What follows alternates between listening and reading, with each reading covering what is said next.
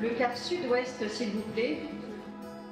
Il y a des personnes du quart sud-est de la France. Parmi les nouveaux groupes, Alain en Touraine ou au Poitou-Charentes, c'est une poignée de personnes qui organisent des événements incroyables.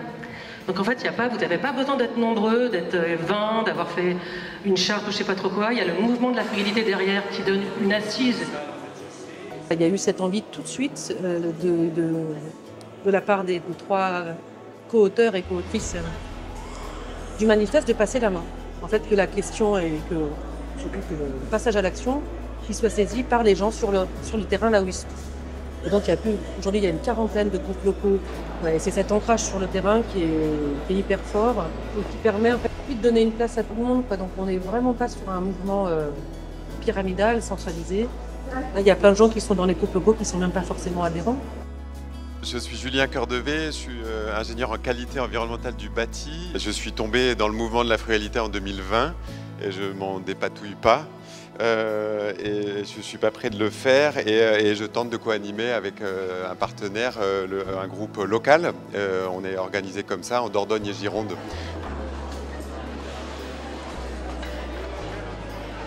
Très simplement, l'aventure a démarré par la signature du manifeste à ses débuts. J'étais alors salariée dans une agence d'architecture.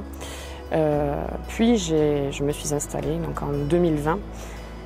Et là, j'attendais patiemment qu'un groupe local, donc régulièrement j'allais sur le site du mouvement de la frugalité, jusqu'au jour où je me suis dit, en réalité, je fais partie des acteurs locaux, donc c'est à moi d'engager le mouvement si j'en ai envie. Et là, ça s'est fait de manière très très naturelle. Et de là, en fait, j'ai nourri et alimenté ce réseau par mon propre réseau. Et ce qui m'importait, en fait, c'était de préserver la diversité des profils de manière à ce qu'il puisse y avoir des débats, des échanges. Au tout début, c'était juste un regroupement de personnes qui avaient envie de partager des problématiques qu'on avait identifiées en commun. Et il y avait notamment la question, je me souviens, du réemploi.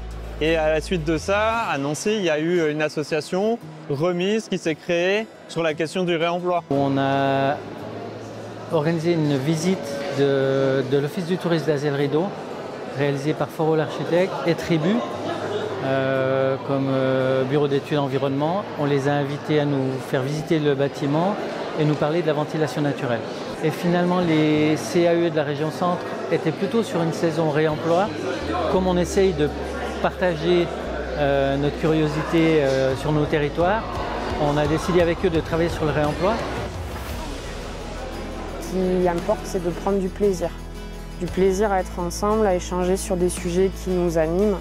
On n'est pas du tout dans un groupe qui est très protocolaire, justement, très structuré. Et c'est ça qui plaît aux différents membres. On passe avant tout des bons moments. Bien sûr avec des sujets de fond très importants. Et d'ailleurs, je tiens à ce que les rencontres que l'on fait soient variées. Donc ça peut être des débats sur des thèmes qu'on a ciblés, ça peut être des visites. C'est très varié finalement et c'est ça qui plaît. Je m'accroche à cette volonté de se dire qu'on crée du lien entre les régions, du lien entre les personnes, du lien entre des gens qui sont différents, qui se seraient peut-être pas croisés.